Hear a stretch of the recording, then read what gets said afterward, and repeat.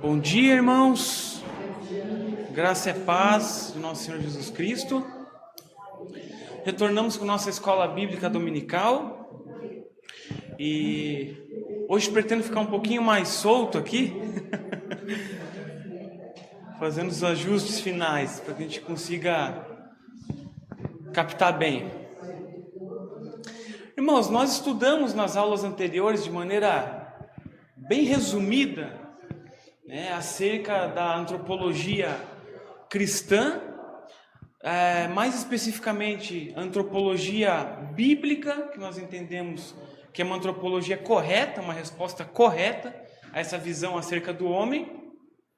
Ou seja, há antropologias cristãs que não são exatamente bíblicas ou teocêntricas, enquanto há uma série de antropologias que são não cristãs e abertamente irão contra as coisas que nós acreditamos. Ou seja, os princípios básicos da nossa fé, as doutrinas basilares daquilo que nós cremos. Uma dessas doutrinas, por exemplo, é a depravação total. A depravação total nos mostra que o homem, ele caiu em pecado, com o pecado de Adão, no evento da queda que nós vemos lá em Gênesis. O homem tem essa herança, essa natureza pecadora, e realmente isso é algo que, se não for trazido juntamente com as outras ideias que compõem esse contexto todo da antropologia, do estudo do homem, todo esse arcabouço fica quebrado. Então nós vimos um pouquinho disso, vimos também acerca da questão de que o homem, ele é uma criatura, porque ele foi criado por Deus, juntamente com todas as outras coisas da nossa realidade visível e invisível. Mas também nós vimos que o homem, diferentemente de todas essas coisas, de todas as outras criaturas, ele é uma pessoa. Então ele tem um caráter diferente nessa ordem criacional. Deus criou o homem de uma maneira peculiar e no momento oportuno nós recheamos todos esses ensinos com muitas passagens bíblicas demonstrando cada uma dessas coisas. Por fim, vimos que a questão da liberdade, embora polêmica, ela é tratável biblicamente, nos mostrando que o homem tem uma margem de liberdade dentro da esfera da soberania de Deus, obviamente, e que certamente, por conta disso, ele irá pecar. Essa é a grande questão. Por termos essa pequena margem de liberdade, essa liberdade relativa, e por termos essa natureza decaída, certamente o homem irá pecar. Então, hoje o que nós vamos fazer? Nós não vamos ir para outro assunto novo, mas nós vamos pegar aqui a ideia de alguns grandes teólogos que nós consideramos como referência para todos nós, seja para a Igreja Presbiteriana do Brasil ou para quem professa a fé de maneira reformada, E são passagens de obras que são magníficas, que vão exprimir muitas dessas ideias e nos trazer justamente aquele conceito que a gente vem batendo desde a primeira aula. Nós temos que harmonizar muitas coisas que nós vemos nas Escrituras. Então essas doutrinas, por vezes elas parecem que entram em conflito umas com as outras. Quando a gente fala de soberania de Deus e de liberdade humana relativa, isso parece uma contradição, mas não é isso que as Escrituras mostram. Quando a gente fala que o homem ele é totalmente depravado, mas ao mesmo tempo que algumas virtudes, que algumas coisas boas ocorrem no mundo por meio da graça comum de Deus, também parecem uma contradição.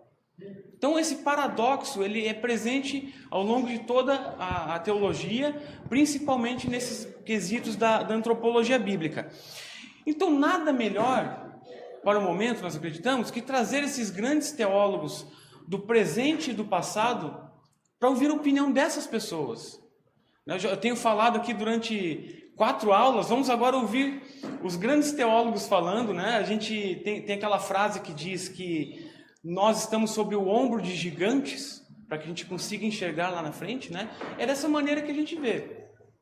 Não que estes homens sejam infalíveis, não que a opinião dessas pessoas, destes homens, enquanto expositores da palavra de Deus e doutrinadores de certa forma, aqueles que criam ou sistematizam essas doutrinas, não que nada disso seja infalível.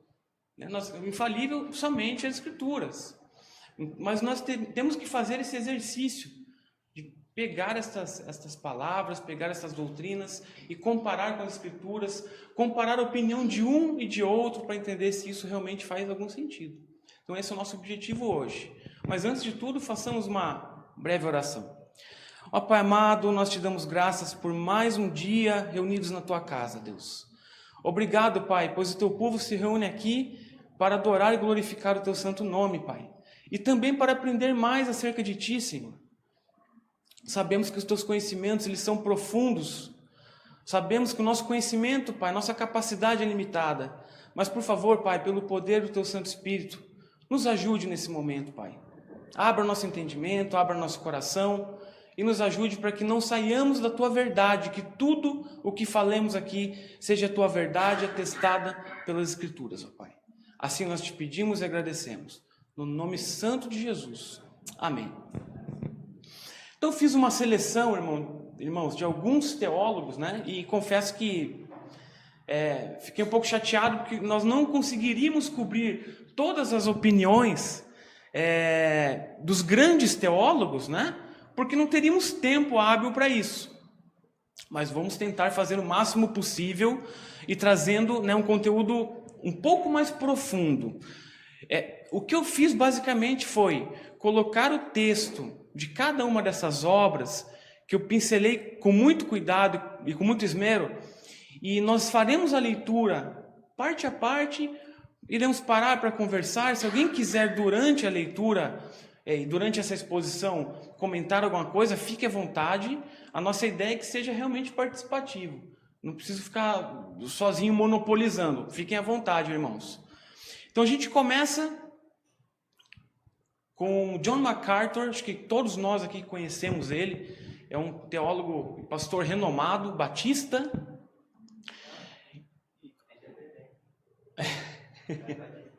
É independente? Achei que era batista. Eu imaginava que ele era batista da... É verdade, tem razão. Mas tem essa linha, né? E embora nós tenhamos divergências quanto a diversas questões com ele, né? Isso vai acontecer com qualquer autor, né? Se a gente realmente não quiser ter nenhuma divergência com o autor de um livro, a gente fica só nas Escrituras, o que é correto, a gente deve fazê-lo, né? Mas os teólogos em si, todos eles falarão sobre diversas coisas e em diversos pontos nós iremos discordar. Questão de batismo, por exemplo, questões menores, ou questões mais, assim, profundas como escatologia, né? Mas enfim.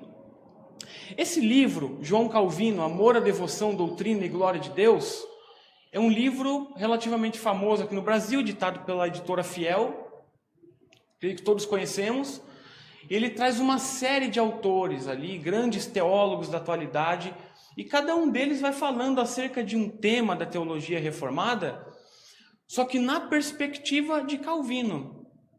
Ou seja, o que Calvino pensa acerca da doutrina do homem, ou acerca do pecado original, ou acerca da soteriologia, diversos temas, né? Então, cada um desses autores vai entrando num desses pontos. Inclusive, irmãos, é um excelente livro para quando a gente está tentando entender esse passo a passo inicial acerca de Calvino, do calvinismo, né? Que ele aborda essa grandiosidade de temas. E ele é um livro que no site da editora Fiel ele é gratuito, a versão em PDF. É bastante interessante. E John MacArthur escreve um capítulo nesse livro que ele entra justamente nesses assuntos. Depravação total, né? A extensão dessa depravação, né, por conta lá do pecado original. Então ele vai tecendo alguns comentários. Então eu vou fazendo a leitura aos poucos, mas para não ficar maçante, a gente vai parando, vai conversando para tornar um pouco mais dinâmico. Ele diz o seguinte: a expressão depravação total, que não pertence a Calvino, mas é uma expressão que descreve seu ponto de vista. A gente lembra lá a questão do tulip, né? Então, o primeiro ponto lá do calvinismo é justamente a depravação total. Isso não foi cunhado por Calvino, mas os ensinamentos ali, os ensinos que deram base àquela doutrina, são totalmente calvinistas. Mas o ponto principal é entendermos, o calvinismo ele não se resume àqueles 5 pontos. Calvino falou sobre toda a sorte de coisas. Calvino falou desde a questão do homem, como estamos vendo aqui, mas falou também sobre a questão da salvação, ou temas pouco explorados, como a questão da estética. Até sobre isso Calvino fala, né? Aquilo que é belo, aquilo que é digno de ser observado como criação de Deus, como atributo dado, né, por meio dessa imagem de Deus, que a graça comum faz com que até mesmo os ímpios expressem nesse mundo, e diversos outros temas. Então essa é a nossa primeira observação inicial aqui. Então ele diz que essa expressão depravação total contém em si uma ambiguidade infeliz. Muitos dos que se expõem pela primeira vez a essa terminologia supõem ser este o seu significado. Então ele está dizendo o significado que não é. Que Calvino ensinava que todos os pecadores são tão completamente maus quanto podem ser. De fato, aqueles que nós chamamos de hipercalvinistas, eles têm uma linha mais para esse lado. De entender que o homem ele é absolutamente depravado. Em sua integralidade e totalidade, de forma absoluta. E nós veremos mais à frente que se isso acontecesse de fato, a graça de Deus não teria capacidade de entrar nessa pessoa, de trabalhar em seu coração, de regenerá-lo. Então, MacArthur está dizendo, o que não é, né, que Calvino ensinava que todos os pecadores são tão completamente maus quanto podem ser. Mas Calvino negava expressamente essa ideia. Reconhecia que em cada época existem pessoas que, guiadas por natureza, se empenham pela virtude durante toda a vida. Ele sugeriu que tais pessoas, embora haja lapsos em sua conduta moral, possuem caráter recomendável conforme o ponto de vista humano. Por meio do próprio zelo de sua honestidade, elas têm dado provas de que há alguma retidão em sua natureza. E por que, irmãos? Porque essas pessoas são boas a nível de formação de seu mais profundo ser? Nós sabemos que não. Pela doutrina da depravação total, nós entendemos que o homem está caído, que ele foi tomado pelo pecado em sua totalidade, ou seja, todas as capacidades humanas estão maculadas, estão manchadas pelo pecado. Mas como veremos, isso não torna o homem um tipo de demônio. O homem ainda assim, ele possui a imagem de Deus, ele foi criado essa imagem. E se ele não fosse criado a imagem, como nós vimos na aula passada, as escrituras nos atestam isso em diversos pontos, né? Principalmente lá em Gênesis. Se ele não fosse criado essa imagem, não haveria maneira de que ele fosse regenerado mediante esse novo nascimento que temos em Cristo. E MacArthur segue adiante dizendo, citando Calvino mais uma vez, ele diz, ele foi mais além. Esses exemplos parecem advertir-nos contra o sentenciarmos a natureza do homem como totalmente corrupta. E aqui só uma nota. Há uma dificuldade mesmo entre essa questão de depravação total, ou ser totalmente depravado, ou depravação absoluta, ou depravação integral, sobre a questão mesmo das palavras que nós utilizamos. Os grandes enganos vêm justamente daí. Mas desde o início, e é o que nós veremos até o final dessa exposição, o que nós temos que entender é que as Escrituras nos falam claramente que o homem ele é totalmente depravado. Mais uma vez, estou repetindo o que eu já falei anteriormente, mas esse tema ele precisa ser batido dessa forma. O homem ele é totalmente depravado. Mas isso não significa que o homem seja desprovido da graça de Deus em algum sentido, como nós veremos. Então ele está dizendo que alguns homens têm, pelo próprio impulso, essa capacidade de fazerem coisas notáveis, de terem algumas virtudes que nós, como cristãos reformados calvinistas, entendemos. Essas qualidades que são encontradas até mesmo no ímpio, não são características próprias daquela pessoa desprovida da graça de Deus. Mas até mesmo isso vem da imagem de Deus, da graça que Deus dá ao homem na criação, em não tirar totalmente a sua imagem do homem. Então, se o ímpio tem essa capacidade de fazer algo de bom, é uma manifestação da graça de Deus no mundo. E assim Deus vai refreando o mundo, ou o homem, sobre sua própria maldade.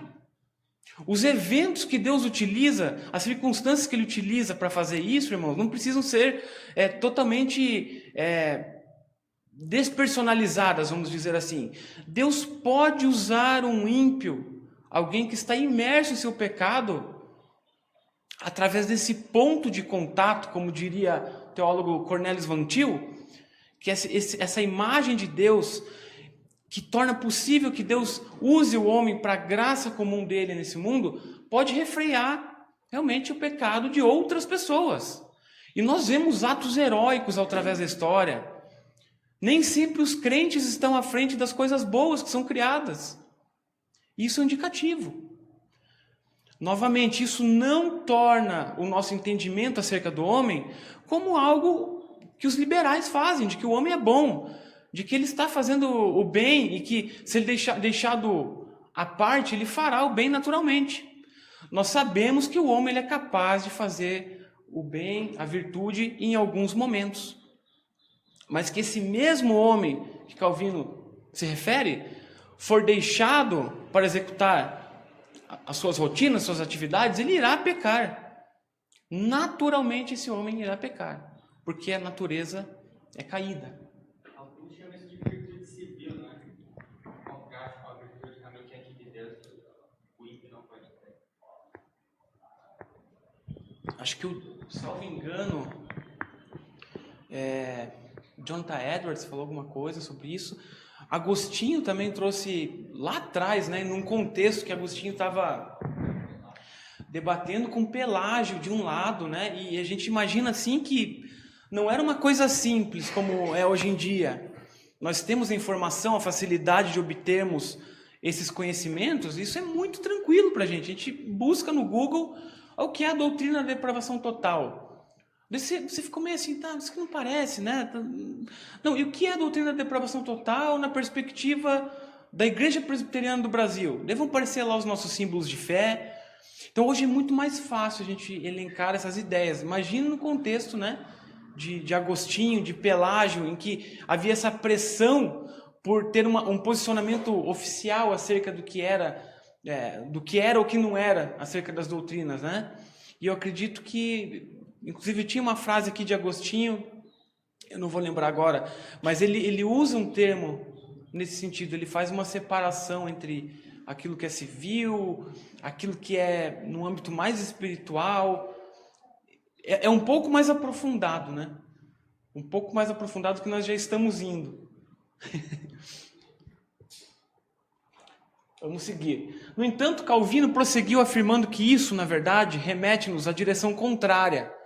Antes, deve ocorrer-nos que, em meio a esta corrupção da natureza, há algum lugar para a graça de Deus, não a graça que purifica essa natureza, e sim a que a restringe interiormente. Nesta altura, Calvino estava descrevendo o que os teólogos chamaram posteriormente de graça comum, a influência restringente da parte de Deus que mitiga os efeitos do nosso pecado e capacita até criaturas caídas a manifestarem, como dissemos, nunca com perfeição, mas sempre de modo débil e gravemente prejudicado, a imagem de Deus que ainda faz parte de nossa natureza humana, embora tenha sido maculada pela queda. Aqui tem algumas questões bem importantes.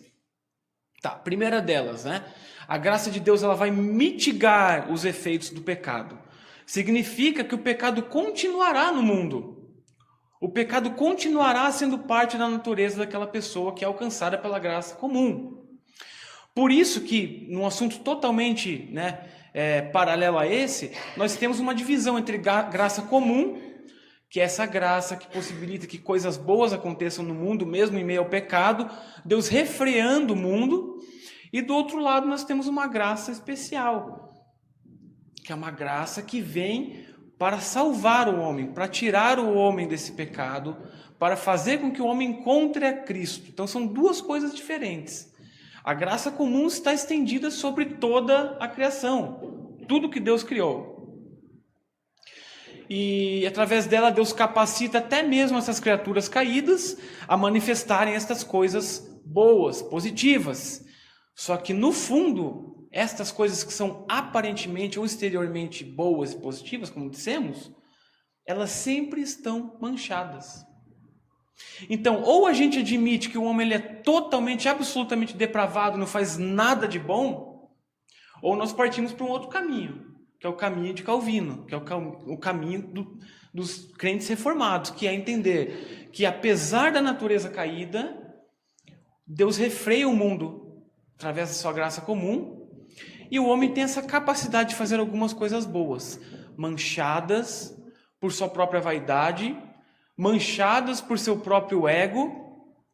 É aquele exemplo, por exemplo, de uma pessoa que vai salvar outra pessoa que está se afogando. Se não tiver ninguém por perto, será que aquela pessoa vai colocar sua vida em risco? Né? Ou até mesmo ela pode fazer isso, pode ter esse tipo de bondade. Né? Mas quando envolve outras pessoas observando, aquela pessoa não vai se sentir importante por ter feito aquilo? Então você vê um ato que seria totalmente puro, né? Alguém que salvou a vida de outra pessoa, que ajudou o próximo, pode ser maculado e é maculado por conta desses sentimentos que nós temos, pela nossa própria vaidade, pela nossa necessidade de reconhecimento. Todas essas coisas fazem com que aquelas boas práticas, aquelas coisas boas que possamos fazer, sejam manchadas. Mesmo sem atribuir essas máculas mais comuns, se a gente não atribui tudo a Deus, a glória a Deus, a capacidade a Deus, mesmo aparentemente sem mácula, tem muita mácula envolvida, né? Não atribui ao que realmente a capacidade de salvar toda a providência dele. Sim, com certeza, meu irmão. É muito mais fácil macular do que não macular, que a gente vê. Essa parte que se colocou um pouquinho antes do estudo, as coisas boas que o homem faz, o homem em geral, no geral, não são os atributos morais que são perpetrados a todos os homens? Exatamente. Exatamente. Não é isso que se explica com bondade mesmo de um ateu? Exatamente. E essa é a graça comum. Se Deus não tivesse feito isso, o homem estaria perdido, já teria explodido esse planeta, né? Então, quando a gente estuda lá a questão da imagem de Deus e alia isso, esse fato da graça comum, ou seja, nós não perdemos todas as características, né, da divindade, ou seja, nós refletimos de alguma forma o nosso Criador. E esses atributos morais, essas virtudes, essas capacidades, todas elas estão estritamente ligadas a isso. Até tem uma das passagens aqui, eu não lembro o autor, que nós veremos, ele vai pontuar exatamente como você disse, Pedro. Exatamente. Romanos 3,15, né, que é mostrar a norma da lei gravada no seu coração. Romanos fala muito sobre isso, né? E até quando citou alguém que seja ateu. Quem que nasce ateu? Essa é a grande pergunta. As pessoas nascem não acreditando em Deus? Né? Ou elas de fato são criadas à imagem de Deus? Elas têm uma semente da religião, como diria Calvino, e por conta disso elas vão viver de maneira insistente durante toda a vida delas buscando um Deus. Seja o Deus verdadeiro, seja outro tipo de Deus. Né? Então, assim, a gente tem inúmeras religiões, monoteístas, politeístas e filosofias, gente adorando a natureza e tantas outras coisas, e tudo isso é uma busca pelo Criador. Só que nós entendemos que todas essas pessoas estão equivocadas. É difícil a gente falar isso hoje em dia, né? Mas a crença cristã, ela tem uma característica que ela é uma antítese a essas outras esses outros posicionamentos. Não tem como ser diferente. Ou nós cremos no Deus verdadeiro, que é o Deus que criou o homem, que formou o homem à sua própria imagem, que deu-lhe o fôlego da vida e que preservou esse homem mesmo após o próprio pecado dele, né? Ou então realmente a gente vai entrar numa série de erros, de equívocos, né?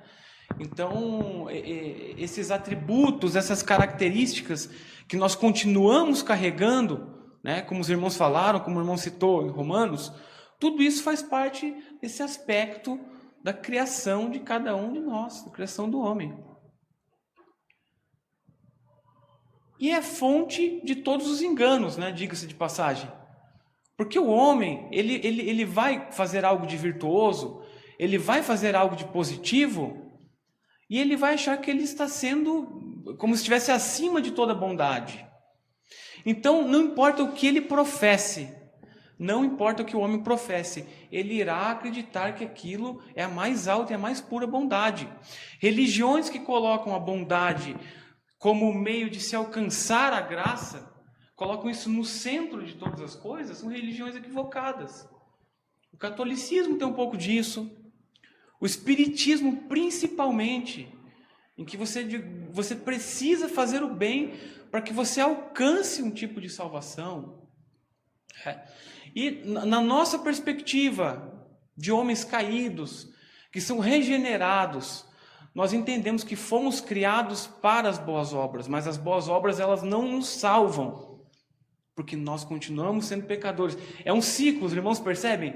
É um ciclo doutrinário que ele vai sempre indo e voltando, né? A gente fala de boas obras, a gente vai voltar lá para a questão da criação do homem, mas o homem é incapaz de fazer boas obras, que nossa própria justiça é como trapo de imundícia, e a gente vai percorrendo todo esse entendimento, né? E o importante é a gente pensar nisso. Uma coisa não exclui a outra.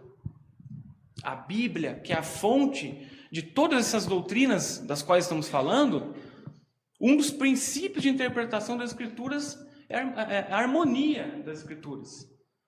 Ou seja, aparentes contradições nas Escrituras, como vimos na aula passada, vários textos que falavam acerca da depravação do homem, da queda do homem, da incapacidade do homem em fazer algo de bom. E daí pegamos mais um bocado de versículos que falavam destas questões que estamos vendo. Daquilo que o homem é capaz ainda de fazer, de maneira torta, mas ele é capaz de fazer. E daí se eu considero somente um lado dessa equação, eu não estou fazendo justiça a esse princípio da harmonia. Porque nós não estamos harmonizando essas doutrinas, essas ideias. Nós estamos pegando um lado ou outro somente. É uma forma equivocada de se abordar o tema. Mas vamos seguir aqui, senão eu não consigo chegar nem no segundo teólogo para mostrar para os irmãos. Então, John MacArthur fala, em outras palavras, a depravação é total, no sentido de que afeta todas as partes de nosso ser, não somente o corpo, mas não somente as emoções, mas igualmente a carne, o espírito, a mente, as emoções, os desejos, os motivos e a vontade juntos. Não somos tão maus quanto podemos ser, mas isso acontece apenas por causa da graça restringente de Deus. Tudo que temos visto. Então, não há nada de bom que nós consigamos fazer que seja 100% bom. Mas isso não exclui essas tentativas do homem, seja ele crente ou não, que fazem um elo com as características que nós temos por termos sido criados à imagem de Deus. Nós mesmos somos totalmente corruptos, porque de uma maneira ou de outra o pecado contamina tudo que pensamos, desejamos e fazemos. É o que eu disse, as boas ações do mundo, elas estão contaminadas. O homem quer reconhecimento, o homem quer fama, ele quer se sentir bem, até mesmo aqueles doadores anônimos que dão milhões de dólares para as boas obras, no fundo, no anonimato, eles se sentem bem por aquilo. Eles acham que eles são diferentes de alguma forma. Eles não reconhecem essa natureza pecaminosa que todos temos. Portanto, nunca tememos a Deus da maneira como deveríamos, nunca o amamos como deveríamos e nunca lhe obedecemos com um coração completamente puro. Mesmo fazendo todas essas coisas boas, o ímpio jamais será capaz de olhar para Deus como Deus deve ser visto. Isso era o que significava depravação total para Calvino. Outro grande teólogo, da atualidade, Joel Bick, aquele distinto senhor, mais ou menos aqui nessa posição, que já esteve aqui em nossa igreja, eu não me lembro em que ano foi isso, foi em 2017 ou 2018, ele esteve aqui. Nós tínhamos um grupo de leitura desse livro, que é um excelente livro, que trata acerca do calvinismo, uma introdução ao calvinismo, à fé reformada. E num dos eventos do encontro da fé reformada, Joel Bick veio para cá, para Curitiba, pregou lá num sábado e numa manhã ele pregou aqui na nossa igreja. Ou foi numa noite, enfim, não lembro exatamente. E esse livro é maravilhoso.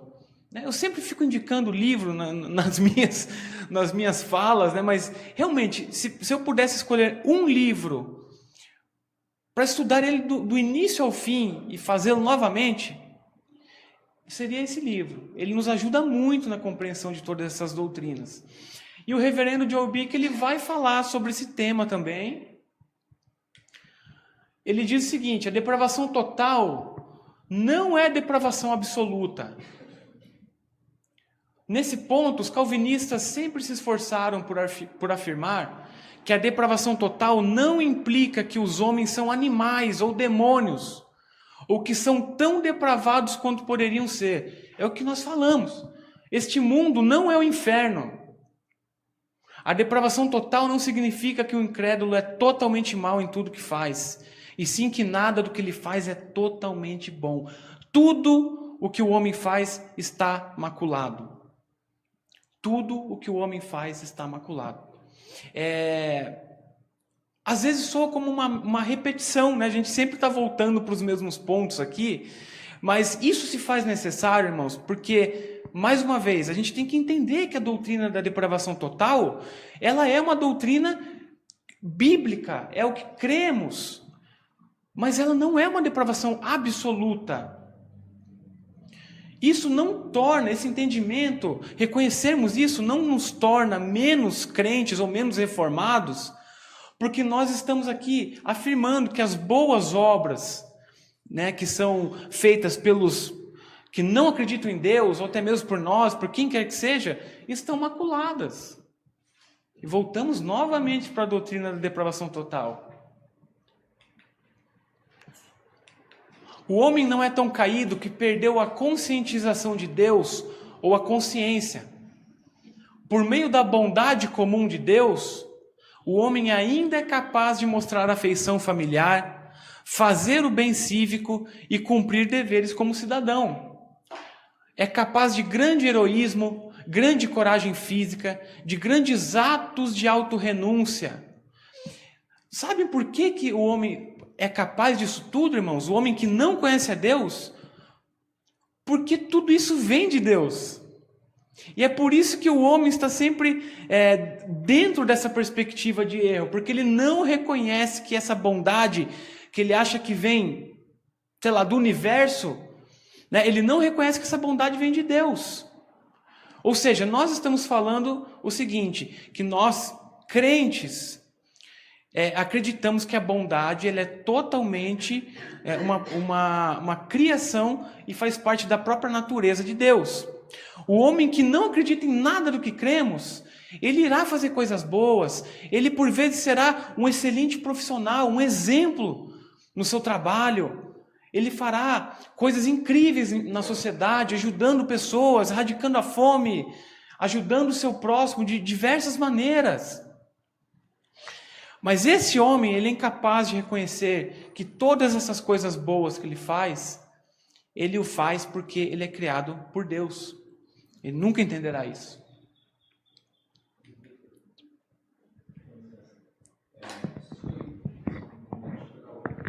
O mal que eu faço para o próximo, esse sou eu mesmo. O bem, que eu consigo fazer, é o Cristo que habita em mim. Exatamente, né? Exatamente. Toda bondade que o homem, crente ou descrente, é capaz de fazer, vem de Deus. Vem de Deus. Para nós que somos, que temos uma nova vida em Cristo, tudo isso ganha uma nova perspectiva. Esses atos de bondade, nós buscamos e somos instados a fazer essas bondades, ou esses atos que glorificam a Deus, pelos motivos corretos. Não porque o bem seja um fim em si mesmo, mas porque fazer o bem glorifica a Deus, porque foi Deus que criou todas essas coisas. E Deus criou todas as coisas para sua própria glória. A depravação total significa que quando Deus examina o coração, a consciência, as afeições, a vontade ou qualquer parte do homem, ele acha cada parte contaminada e danificada pelo pecado. Sem a graça salvadora, toda parte do homem está alienada de Deus e seguindo ativamente o pecado. Outro grande teólogo assim, um homem que fez diversas coisas. Foi um teólogo, foi um pregador, ele foi um estadista, foi primeiro-ministro da Holanda, criou a Universidade Livre de Amsterdã, atuou em diversas áreas, né, e nos legou uma doutrina peculiar, maravilhosa, acerca da visão da graça comum, da manifestação de Deus no mundo, da perspectiva do homem face às coisas do mundo, à cultura de maneira geral. Inclusive tem uma frase célebre dele, muito famosa, que ele diz que não há um centímetro quadrado da existência humana sobre o qual Cristo, que é soberano todas as coisas, não diga, é meu. Então, vejam que realmente Kuyper pregou essa doutrina da soberania de Deus de uma maneira extensiva. Toda a criação pertence a Deus. Tudo está debaixo da perspectiva divina. E este homem também vai fazer alguns comentários. Eu confesso que eu tive algumas dificuldades para encontrar esse material. Eu não encontrei esse livro traduzido nem para o inglês. Mas como não entendo nada de holandês, eu fui ao longo das semanas aí tentando traduzir, né? E encontrei um ponto-chave que mostra exatamente isso que nós estamos conversando. E é esse aqui, ó. Se alguém vê no pecado apenas uma causa de enfraquecimento espiritual e físico, mas não um veneno mortal que, sem ser contido, leva imediatamente à morte espiritual, temporal e eterna, então não se trata da contenção do pecado, sobre a qual Calvino enfatizou pela primeira vez e sobre a qual toda a doutrina da graça comum está fundamentada.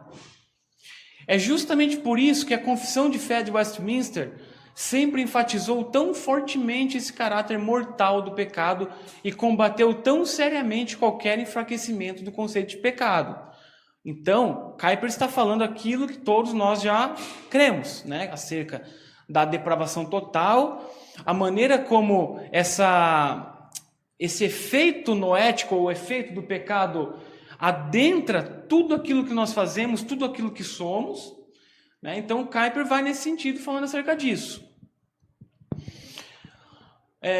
Ele cita aqui o Catecismo de Heidelberg, que diz: não podemos fazer bem algum e somos inclinados a todo mal.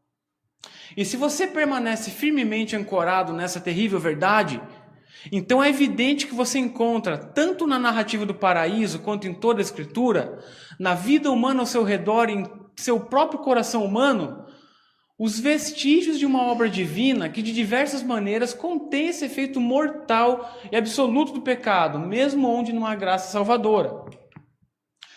Ou você não encontra entre os povos pagãos e entre os descrentes, em seu próprio meio, diversos fenômenos nos quais uma certa inclinação para coisas boas é evidente e uma certa indignação diante de todo tipo de crime? Não há uma inclinação para qualquer bem salvífico, é verdade, mas ainda há uma atração pelo que é justo e correto?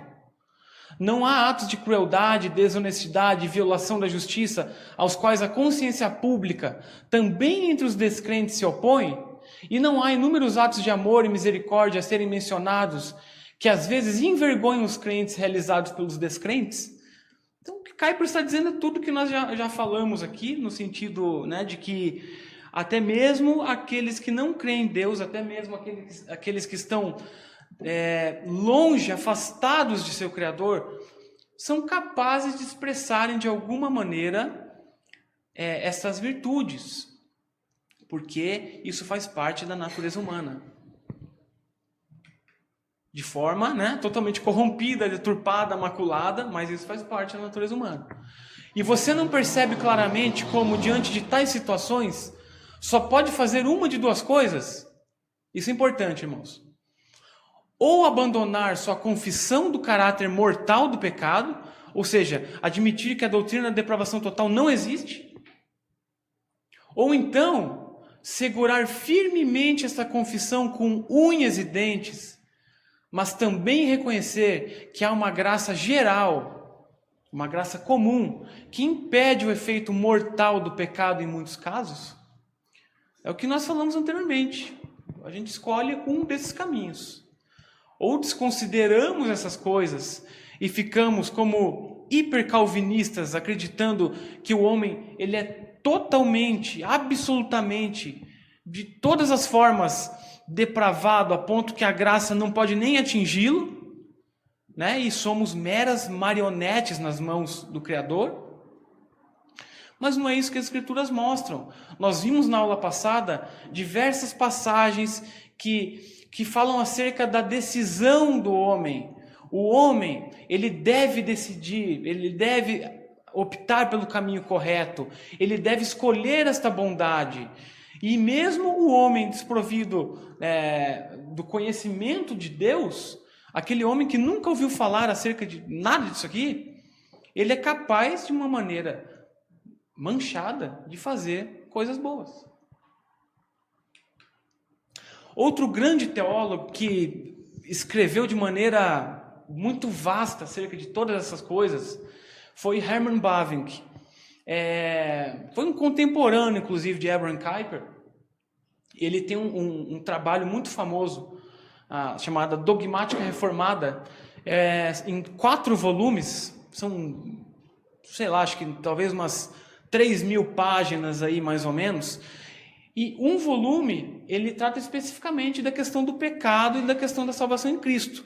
Ou seja, ele vai falar, talvez em 600 páginas, desde o início da criação do homem, da queda no pecado, da sua incapacidade de fazer algo de bom, até o momento em que Cristo vem para suprir tudo isso, cria um elo, uma ponte entre o pecador e Deus, gerando essa reconciliação por Cristo. Então ele fala sobre isso, cada uma dessas coisas de maneira esmiuçada.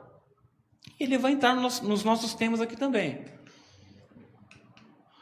Ele diz, o ensino da Escritura, afinal, não é que todo ser humano vive em todos os momentos, em todos os pecados efetivos possíveis, e é de fato culpado de violar todos os mandamentos de Deus. Ele só se refere à mais profunda inclinação, à mais interna disposição, ao direcionamento fundamental da natureza humana, e confessa que ela não está voltada para ele, mas afastada dele. A doutrina da corrupção total da natureza humana de nenhuma forma implica, portanto, que a disposição pecaminosa que está no fundo do coração humano sempre vem à tona no tipo de atos que revelam clara hostilidade e ódio contra Deus e o próximo. Há várias circunstâncias que interferem e impedem que essa disposição se expresse plenamente. Não apenas muitos atos pecaminosos são restringidos pela influência do governo civil, e daí a gente vai pensar, tá, mas quem criou essa ordem civil? Quem criou, né, esse conceito de Estado, tentando delimitar as prerrogativas de liberdade individuais de cada um, para que o homem simplesmente não se exploda, não se mate mutuamente? O próprio Deus. Na lei mosaica, nós vemos lá, né, várias determinações, vários princípios que nos mostram a maneira correta de nós lidarmos com tudo isso, para que o homem consiga, de alguma maneira, conviver e sobreviver em sociedade, né? Então, esses atos, ele diz, não apenas muitos atos pecaminosos são restringidos pela influência do governo civil, mas também pela decência, opinião pública, medo de desgraça e punição e assim por diante. Mas uma verdade de fatores, tais como o amor natural ainda inerente a cada pessoa, o caráter moral alimentado pela criação e pelo esforço, ou não há pais amorosos por aí, né, que criam seus filhos com esmero para que os filhos reflitam de alguma forma as virtudes que acreditam, e são pessoas que praticam bem na sociedade, que onde estão inseridas estão fazendo aquilo que é correto. Mais profundamente nós veremos que esses atos estão manchados pelo pecado. Mas isso é uma verdade, não há como fugirmos disso.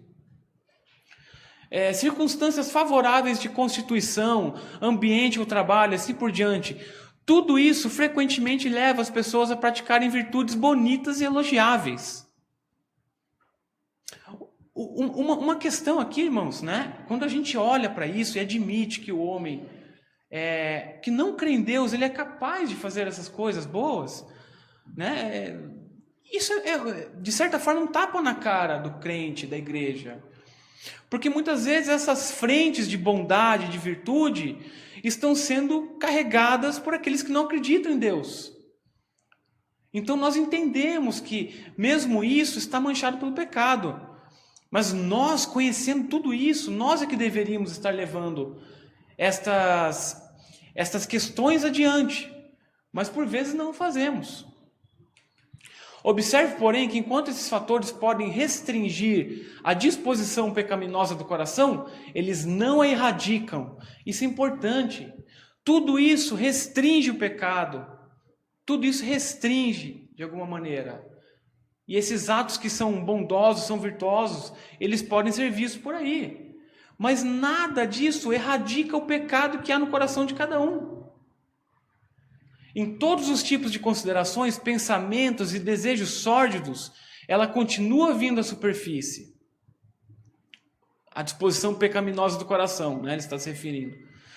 Quando as condições são favoráveis e a necessidade surge, ela geralmente rompe as represas e diques que a restringiam. Então é como, né, aquelas águas que estão sendo seguradas por uma represa, né? E essa represa seria essa graça comum, essa capacidade limitada que nós temos de não fazermos aquilo que é mal. Mas certamente essa água irá romper a represa em alguns momentos. E a maldade do homem irá aparecer. Nós vemos muito disso quando são analisadas questões dentro do âmbito do direito natural, né? Até tem aquelas histórias de trabalhadores, operários que estão perdidos dentro de uma caverna e não há nenhum tipo de meio de comunicação com o exterior e vão se passando os dias, eles não tendo que se alimentar e chega ao ponto em que eles terão que matar os outros para se alimentarem, para sobreviverem. É uma questão debatida, né, de forma ética e moral acerca do direito natural, né? Então, o que isso nos diz, né, trazendo essas coisas aqui em conjunto? Que a maldade do homem ela está represada em seu coração. Em algum momento, isso irá surgir, conforme as circunstâncias. Quando fala lá na parte da história do povo de Deus sendo aprisionado e fala que Deus endureceu o coração de Faraó, então ele tirou essa barreira, deixou o coração dele seguro. Exatamente. Deus vai restringindo o pecado do homem, né? Mas os propósitos de Deus são soberanos. Então, Deus usa tudo para a sua própria glória, para seus propósitos que são insondáveis, né? Inclusive, o pecado do homem é utilizado para isso. Ou as grandes guerras pelas quais passamos não fez com que grandes transformações ocorressem no mundo, para melhor ou para pior, né? E isso é o quê? De fato, Deus permitindo que o homem vá além dessa medida, né, que seria aquilo que nós entendemos como admissível.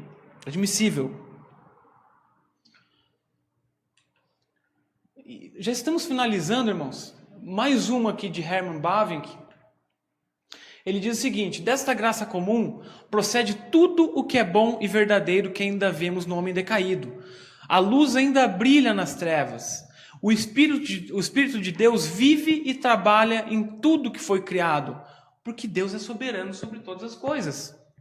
Logo, ainda permanecem no homem certos traços da imagem de Deus.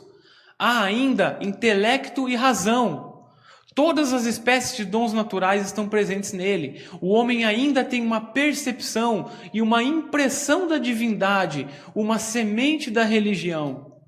A razão é um dom inestimável. A filosofia é um dom admirável de Deus. A música também é um dom de Deus.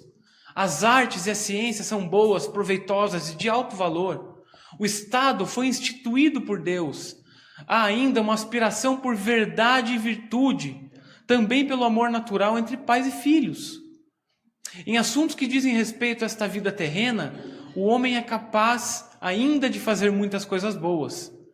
Pela doutrina da graça comum, os reformados têm, por um lado, mantido o caráter específico e absoluto da religião cristã. Mas, por outro lado, ninguém os tem ultrapassado em sua valorização do que for bom e belo como dádivas de Deus aos seres humanos pecaminosos. E terminando, irmãos, o pecado é poder, um princípio que penetrou profundamente em todas as formas de vida criada.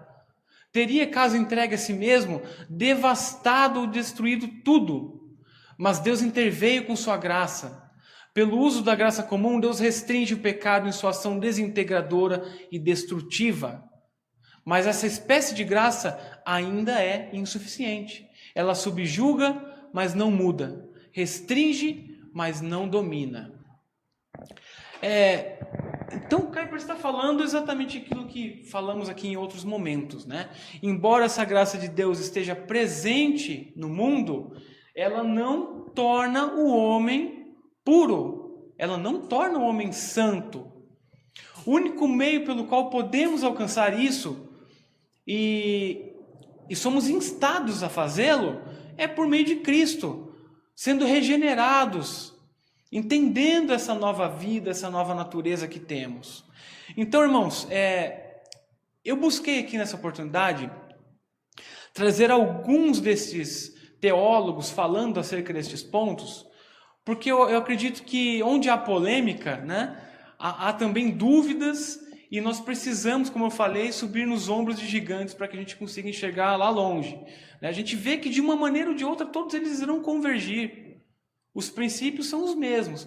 A depravação total é uma doutrina latente, ela é importantíssima. Sem ela, todo o arcabouço do sistema da nossa fé reformada, ele é nada. Porque se o homem não é depravado, se o homem não é totalmente puro, então ele não precisa de Cristo para fazer a sua obra.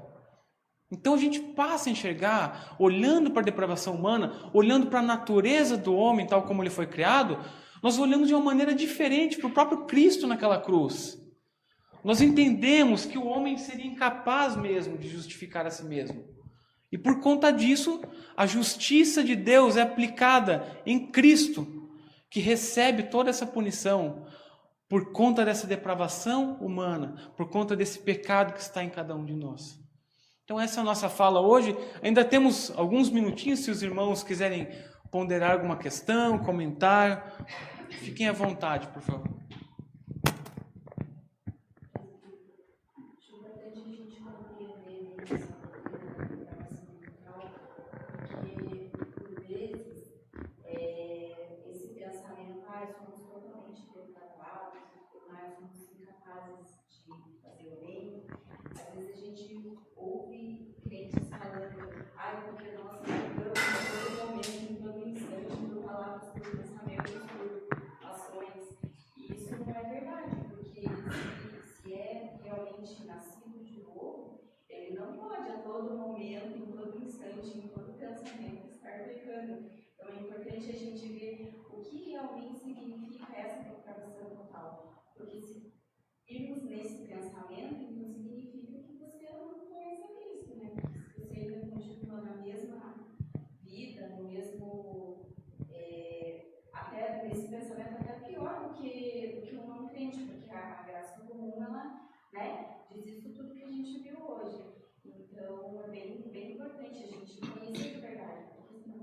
está pregando uma coisa e vivendo outra. Deise, eu acho que a grande diferença do crente para aquele que prega as boas obras, as boas virtudes no mundo, né, é justamente essa. Nós buscamos fazer o bem sabendo que nós temos uma natureza caída, obviamente. Como dito ali, não é em todo momento que toda essa maldade é colocada, né, para fora, assim. Mas é possível que até mesmo na minha oração eu seja um pecador. O que eu estou pedindo para Deus? O que eu estou falando para Deus? O que eu estou expondo a Ele, né? Mas a nossa perspectiva é que, embora não sejamos perfeitos, e eu nunca me esqueço de uma pregação do pastor Luiz, que ele falou algo assim, né? Embora não sejamos perfeitos, as Escrituras nos dizem para sermos. Nós sabemos que nessa vida nós não seremos perfeitos. Alguns momentos de perfeição, obviamente. Porque perfeição nessa ótica seria cumprir aquilo que Deus espera de cada um de nós. Mas uma vida perfeita, uma nova natureza, como se estivéssemos lá depois da volta de Cristo, somente lá mesmo, né? Então realmente a perfeição só atingiremos lá. Mas é uma caminhada, é um processo de aperfeiçoamento que nunca acaba. Em que em alguns momentos faremos coisas boas, em que em outros momentos faremos coisas boas pecando. O cristão tem essa coisa, né? Às vezes ele esquece dessa doutrina da depravação total, porque assim, no trabalho dele, ele faz as coisas direitinho, ele não está enganando ninguém. E às vezes isso é perigoso, porque o pecado que chama atenção, né, ele justamente nos faz identificar que nós estamos errando e que nós precisamos pedir perdão a Deus, que nosso coração entra num processo de contrição, né, perante Deus, por meio do Espírito Santo. Mas às vezes nós fazemos coisas mais sutis e acabamos pecando nessas coisinhas. Então realmente uma equação muito complexa, né?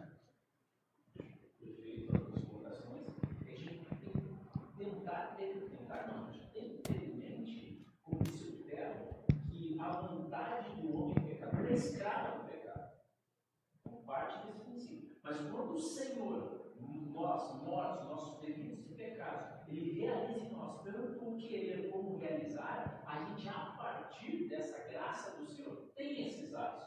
Porém, vai igual na frente, como ele comentou, manchado pelo pecado. Né? Mas partir desse entendimento, né? A vontade do homem pecador é escravo do pecado. Porém, não somos mais escravos do pecado, somos escravos da glória de Cristo, alcançados por essa maravilhosa graça. Maravilha, é isso mesmo, né? E essa é a grande distinção, né, entre nós, crentes, e os não crentes. Nós entendemos essa perspectiva e que estamos presos nessa natureza, mas que a obra de Deus ela é maravilhosa. Aquele homem que acredita tanto em si, que ele é bondoso, que ele é virtuoso, que ele é capaz de coisas boas, esse homem não precisa de Deus, ele não precisa da regeneração, ele não precisa santificar seu coração, porque na perspectiva dele ele já é bom. E nós temos essa perspectiva e essa oportunidade, como o presbítero comentou, de entendermos que nós já possuímos essa nova natureza em Cristo, né? Deus nos abençoe. Irmãos, obrigado. Deus nos abençoe no entendimento dessas coisas que são, por vezes, complexas. Às vezes elas parecem, algumas ideias, negar as outras ideias, mas é tudo uma questão de harmonizar, de conjugar, entender que esses paradoxos fazem parte dos ensinamentos de Deus. Obrigado, que Deus nos abençoe.